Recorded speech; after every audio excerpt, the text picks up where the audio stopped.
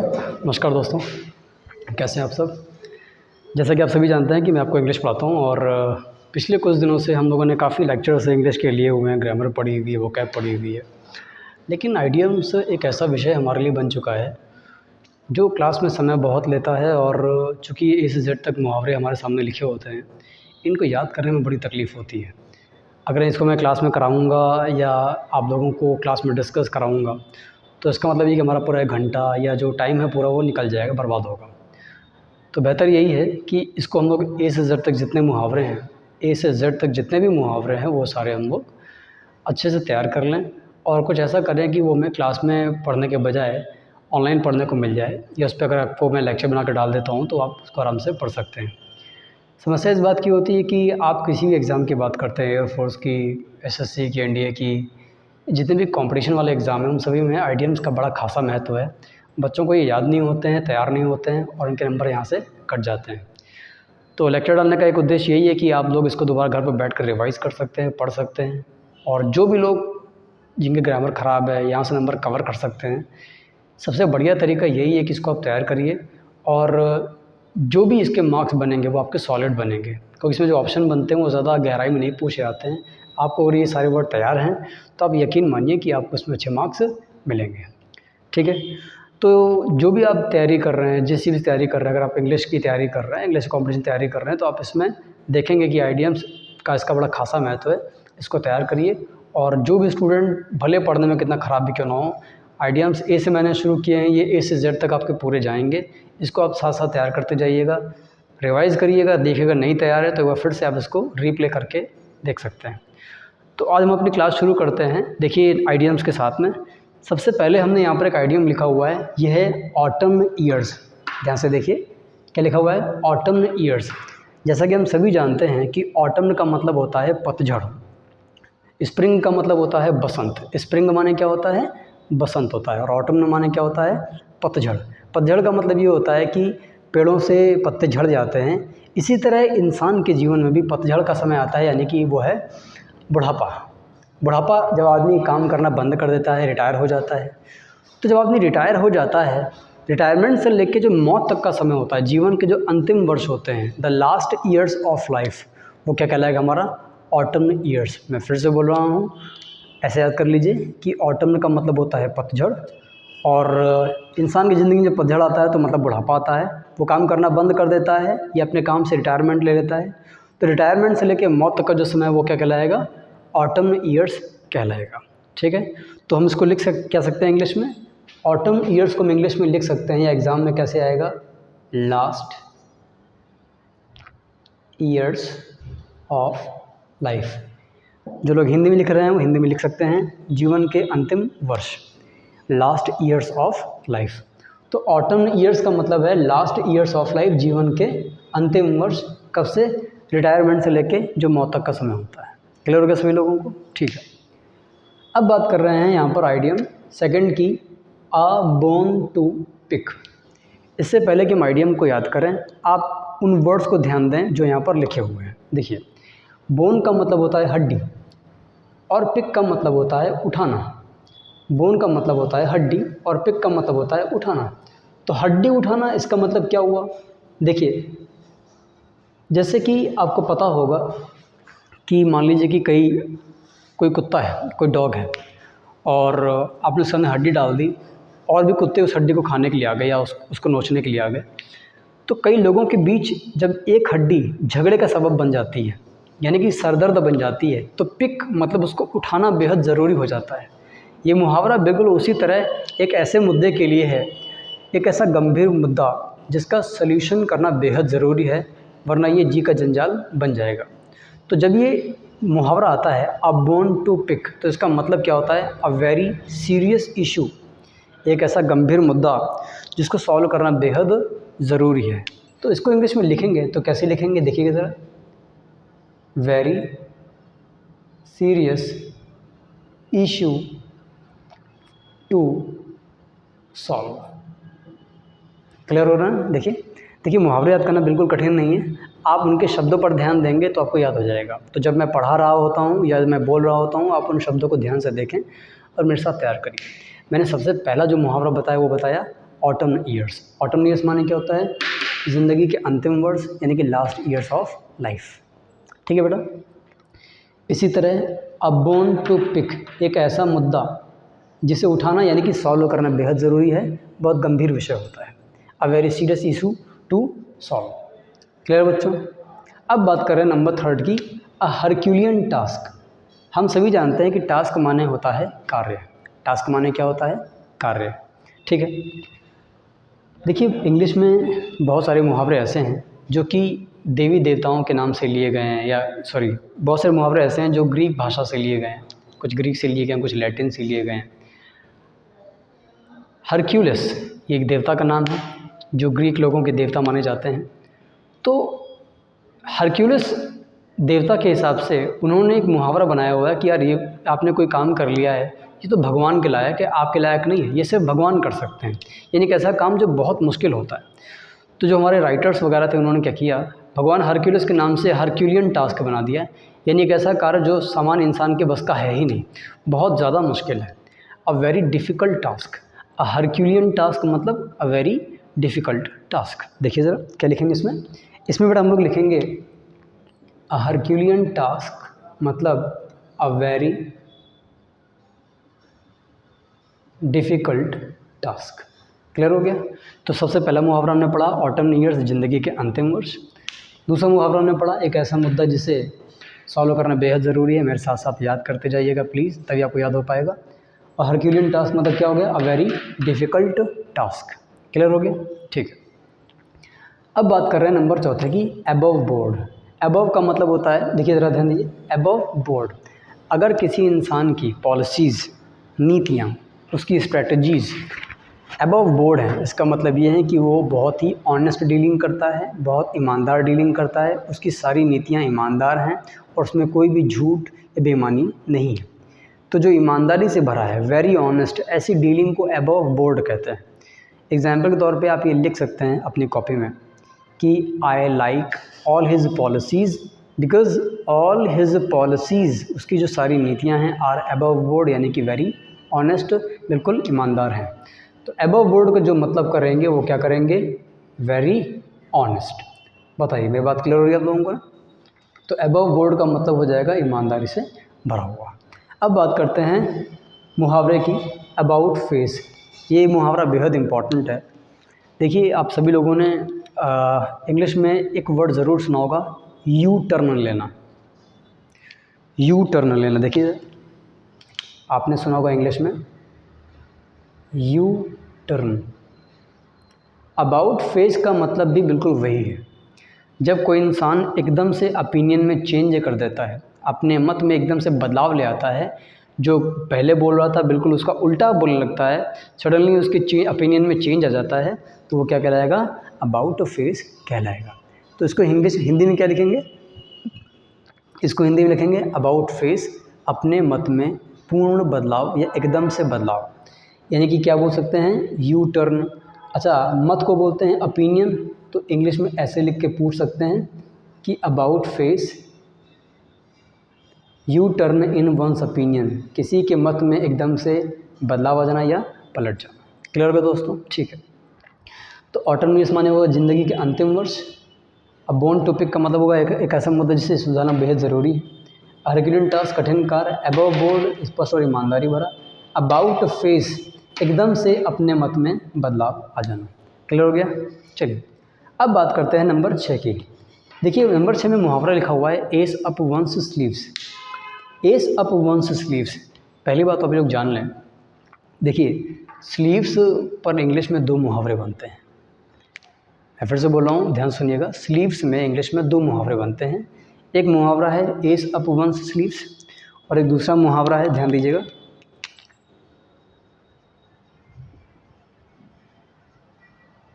Wear the heart on sleeves.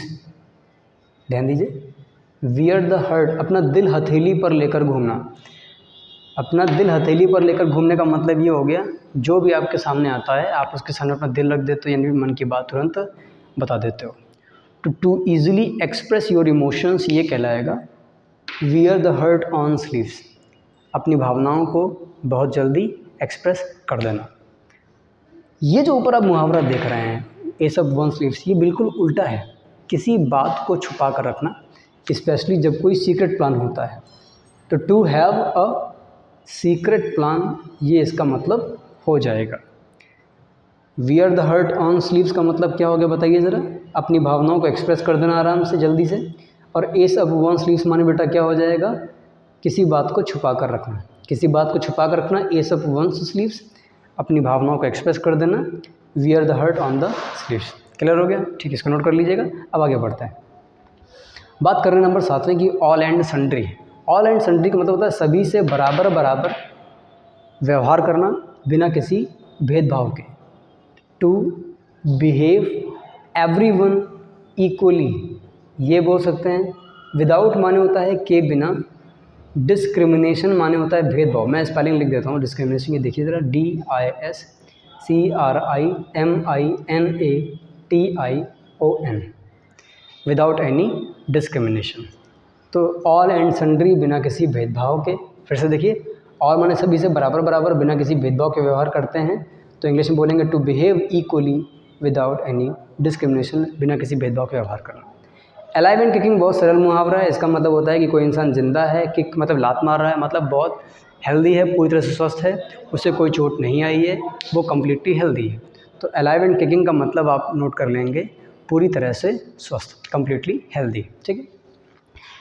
एक्लेज heal मुहावरा लिखा हुआ है। एक्लेज हील का मतलब ज़रा ध्यान दीजिएगा, कमज़ोर पहलू, वीक पॉइंट।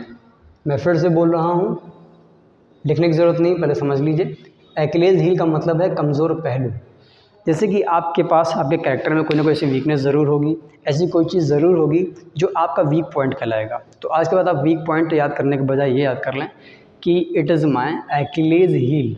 एक्लेज हील का मतलब क्या होगा, वीक पॉइंट यानी कि कमज़ोर पहलू, जो आपके लिए सबसे वीक क्राइटेरिया है, जहाँ पर आप सफल नहीं हो पाते या जहाँ आपको परेशानियाँ ज़्यादा होती हैं, उस वीक पॉइंट को इंग्लिश में एक्लेज हील कहेंगे। ठीक है। अब बात करते हैं नंबर 10वें की, एसिड टेस्ट। सुनकर ही समझा रहा होगा, अग्नि परीक्षा। देखिए, एसिड टेस्ट मतलब अग्नि परीक्षा।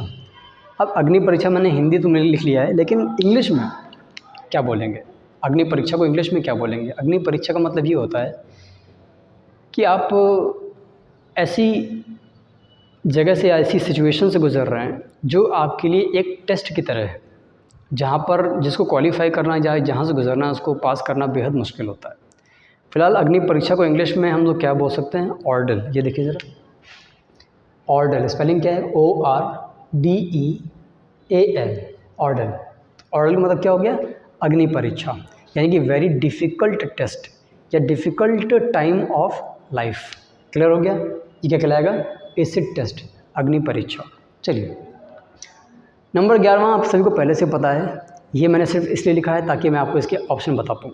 ध्यान दीजिए, add fuel to the fire, आग में घी डालना। देखिए, आग में घी डालने का मतलब ये हुआ कि आप कुछ ऐसा कर रहे हैं कि कोई मामला जो कि पहले से ही गर्म था और ज़्यादा भड़क रहा है। बहुत सारे बच्चे ये सोचते हैं कि इसका मतलब किसी इंसान को भड़काना होता है, बिल्कुल नहीं होता। आपको अगर मान लीजिए ऑप्शन में 4 ऑप्शन दे दिए हुए हैं, ज़रा ध्यान से देखिए कौन कौन से ऑप्शन हैं। इंस्टिगेट, जब ये लिखिएगा तो लिख लीजिएगा किसी व्यक्ति को भड़काना। इंस्टिगेट, किसी व्यक्ति को भड़काना। प्रोवोक, किसी व्यक्ति को भड़काना। इंसाइट, कुछ ऐसा करना कि कोई मामला और ज़्यादा भड़के और ज़्यादा गर्म हो जाए। कुछ ऐसा करना जिससे मामला और ज़्यादा गर्म हो जाए। यहाँ पर हम ऑप्शन कौन से टिक करेंगे, इंसाइट। तो आग में घी डालना मतलब किसी चिंगारी को और हवा देना, उसको आग बनाना, यानी मामले को और ज़्यादा गंभीर बनाना। ठीक है।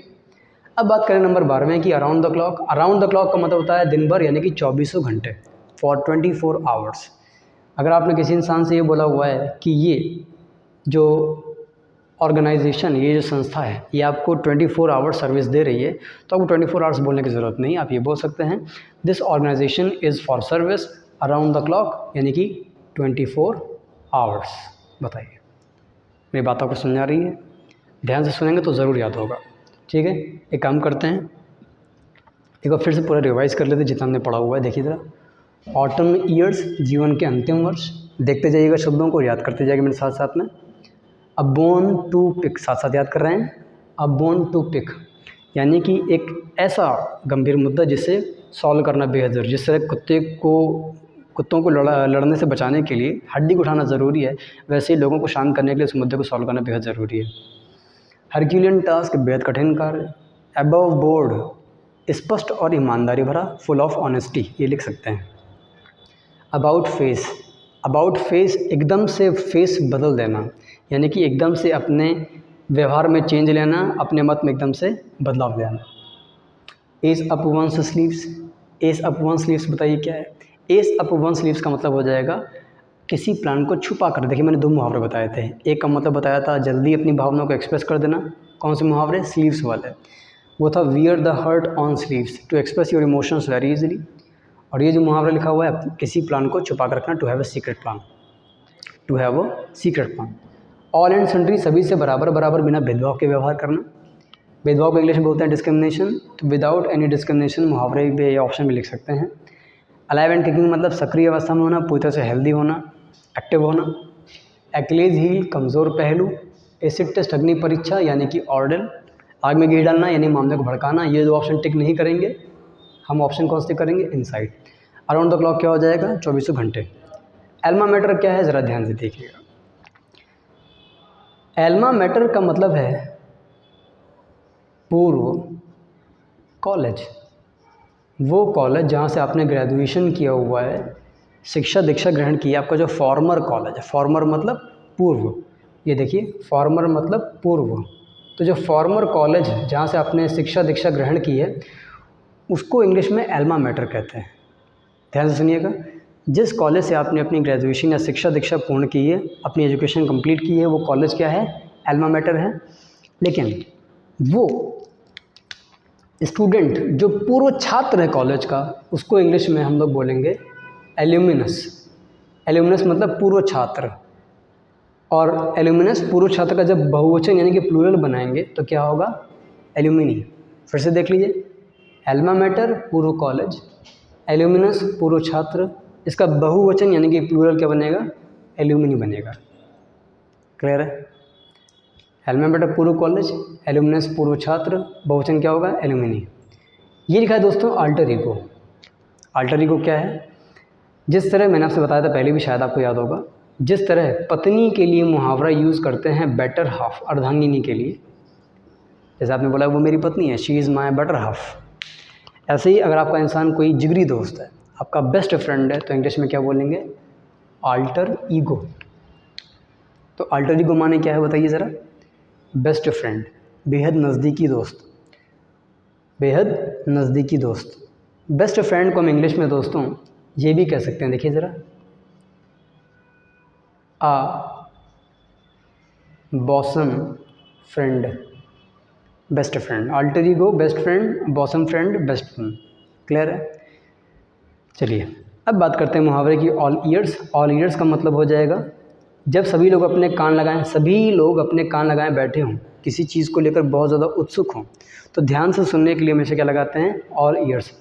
तो हिंदी में लिख लेंगे सुनने को उत्सुक, ईगर टू, उत्सुक को क्या बोलते हैं इंग्लिश में, ईगर टू लिसन।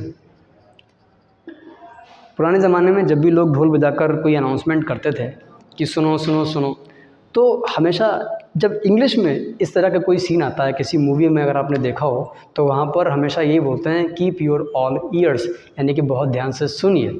ठीक है, तो ऑल ईयर्स मतलब ध्यान से सुनना, लेकिन ऑप्शन के तौर पे वहाँ पर ये लिख कर आता है ईगर टू लिसन, लेकिन जो एग्जैक्टली मतलब होता है वो यही होता है कि ध्यान से सुनना या बिल्कुल सतर्क होकर सुनना। चलिए मुहावरे की बात करें, नंबर 16वां, ये लिखा हुआ देखिए एट लार्ज।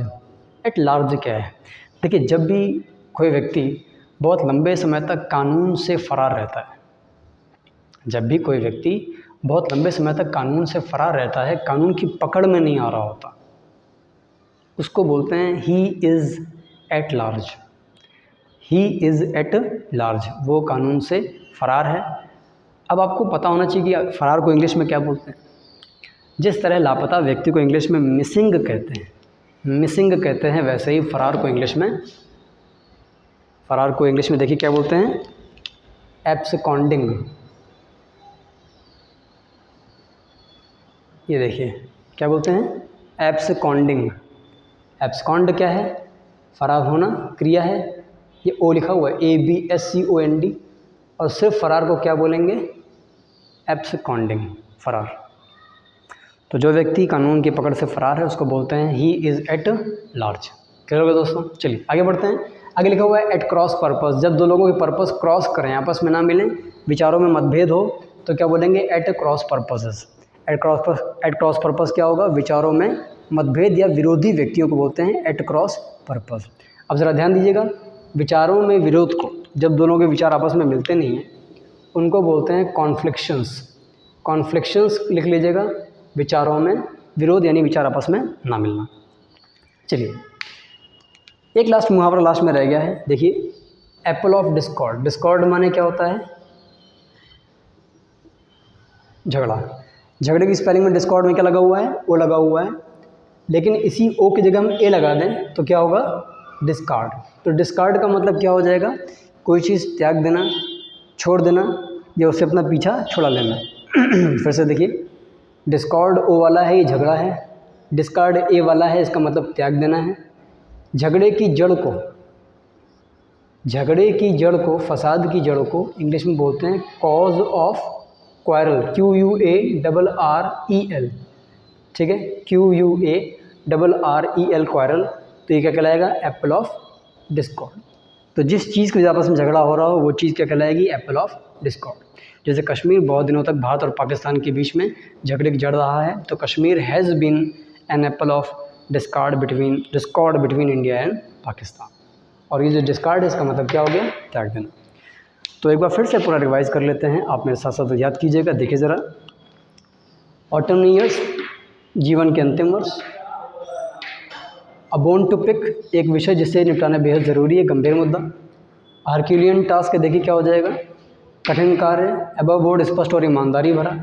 अबाउट फेस, एकदम से अपने फेस में चेंज ले आना, यानी कि एकदम से दूसरा फेस ले आना, अपनी बातों में यूटर्न लेना, मत में बदलाव कर लेना। स्लीव्स में मैंने दो मुहावरे बताए थे, एक बताया था अपनी बातों को जल्दी एक्सप्रेस कर देना, और एक बताया था मैंने दोस्तों कि किसी बात को छुपा कर रखना। Wear the heart on the sleeve से अपनी बातों को जल्दी एक्सप्रेस कर देना। एस अप वन स्लीव्स का मतलब क्या है? To have a secret plan. All and sundry, बराबर बराबर, बिना किसी भेदभाव के। भेदभाव इंग्लिश में बोलते हैं डिस्क्रिमिनेशन। अलाइव एंड किकिंग लिखा हुआ है, सक्रिय अवस्था में, यानी कि हेल्दी। एक्लेज हील, कमज़ोर पहलू। एक्लेज हील, कमज़ोर पहलू। एसिड टेस्ट, अग्नि परीक्षा, यानी कि ऑर्डर। आग में घी डालने के लिए लगाते हैं, इंसाइट, ये आपका सही वोकैब है। टी के बाद में ई लिखा हुआ है, सही कर लीजिएगा इसको। अराउंड द क्लॉक का मतलब होता है 24 घंटे, यानी कि for 24 hours, for hours you can say. Elma matter, पूर्व कॉलेज। एल्यूमिनस, पूर्व छात्र। एल्मा मैटर, पूर्व कॉलेज। एल्यूमिनस, पूर्व छात्र। एल्यूमिनस का बहुवचन जब नाउन में पूछा जाता है तो क्या बनाते हैं? एल्यूमिनी। जिस तरह पत्नी को बेटर हाफ कहते हैं मुहावरे के तौर पे, उसी तरह दोस्त को यानी बेस्ट फ्रेंड को बोलते हैं अल्टर ईगो। इंग्लिश में आप बॉसम फ्रेंड कह सकते हैं। बहुत ज़्यादा सुनने को उत्सुक है तो क्या लगा सकते हैं? ऑल ईयर्स, या ध्यान से सुनने के लिए लगा सकते हैं। जब कोई व्यक्ति कानून की पकड़ से बाहर है, फरार है, बोलते हैं एट लार्ज, कानून की पकड़ से फरार होना। अंग्रेजी में बोलते हैं एब्सकॉन्डिंग। एट क्रॉस पर्पस का मतलब होता है विचारों में विरोधी होना, यानी विचार आपस में ना मिलना। और एच कहलाएगा कॉन्फ्लिक्शंस। और लास्ट क्या है? Apple of Discord. ओ वाला झगड़ा है और ए वाला त्यागना है। ओ वाला झगड़ा है यानी क्वारल है, और ए वाला क्या है? त्यागना है। ठीक है दोस्तों, तो ये हमारा पहला सेशन था आज मुहावरों का। आई होप आप सभी ने इसको अच्छे से पढ़ा होगा। अब इसमें ध्यान देने की बात यह है कि आप इसको पढ़िए, लिखिए, याद करिए। अगर ये याद नहीं होता तो आप इसको दोबारा फिर से प्ले कर सकते हैं, फिर से ध्यान सुनिएगा। जितना ध्यान से सुनेंगे उतना ही अच्छे से याद होगा। और कोशिश ये करिए कि हर वो स्टूडेंट के पास पहुंचाइए जिसने मुहावरे मेरे से नहीं पढ़े हैं या वो कंप्लीट नहीं किए।